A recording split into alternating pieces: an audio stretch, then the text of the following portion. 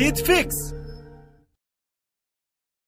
एक सामान्य परिवार की लड़की रात के समय ट्रेन की जनरल बोगी में सफर कर रही थी। वो लड़की नहीं जानती थी कि कुछ ही समय में ये सफर अंग्रेजी में कहे जाने वाले सफर से भी ज्यादा तकलीफ देने वाला बन जाएगा। उस ट्रेन की बोगी में कुछ गुंडे लूटपाट के मकसद से आए और उस लड़की की गर्दन से चेन छीनने के लिए जबरदस्ती करने लगे। इतनी पब्लिक में किसी की हिम्मत नहीं हुई कि उन गुंडों का विरोध कर सके, लेकिन शायद किसी को नहीं पता था कि ये लड़की कोई और नहीं बल्कि भारत की एक नेशनल वॉलीबॉल प्लेयर है और उसको अगर किसी मैच को जीतने के लिए जितनी भी मेहनत की कीमत चुकानी पड़े वो चुकाएगी। उस लड़की ने उन गुंडों का विरोध करने की कोशिश करी, लेकिन बदमाश गुंडों की आंखों में किसी की जिंदगी की भी कोई कीमत नहीं थी। वो कई थे, ये एक थी।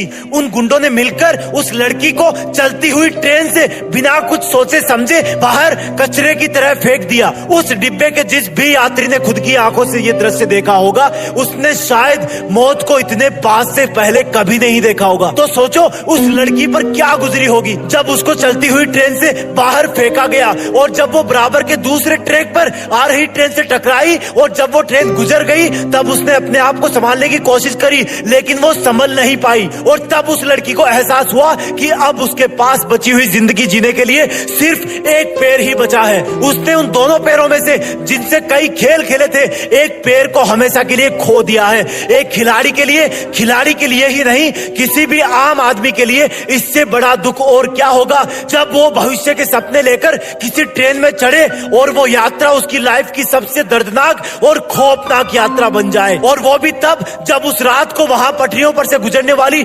49 रेलगाड़ियां एक के बाद एक और आने वाली हो। और वो भी तब जब वहां रात के डरावने अंधेरे में कोई जंगली जानवर या चूहे उसको जिंदा खा जाने के लिए तैयार हो। तब तक किसी को नहीं पता था कि भारत की एक national volleyball player railway track पर ऐसी हालत में पड़ी हुई है जहां पर उसको भी नहीं पता कि उसकी जिंदगी की ट्रेन यहां से आगे चल पाएगी भी या नहीं। ट्रेन की पहली टक्कर के साथ ही उसकी आंखों के सामने अंधेरा छा गया था और शायद मन में ये चल रहा था कि कोई तो मदद के लिए आए, कभी तो इस रात की सुबह हो।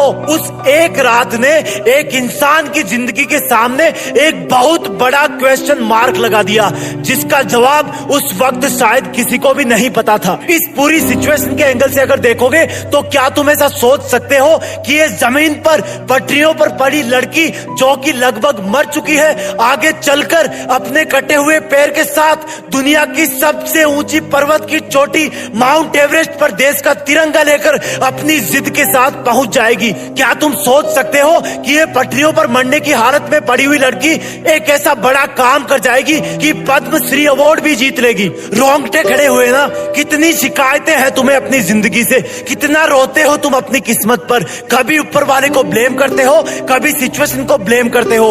हालात अपने आप कभी बेहतर नहीं होंगे, तुम्हें अपने आप को साबित करना होगा। ऐसे ही वीडियो देखने के लिए हमारे चैनल को सब्सक्राइब करें और साथ ही साथ बेल आइकन को प्रेस करें और एक लाइक और एक शेयर जरूर कर देना मेरे दोस्त। मिलते हैं अगले वीडियो में, तब तक के लिए बाय।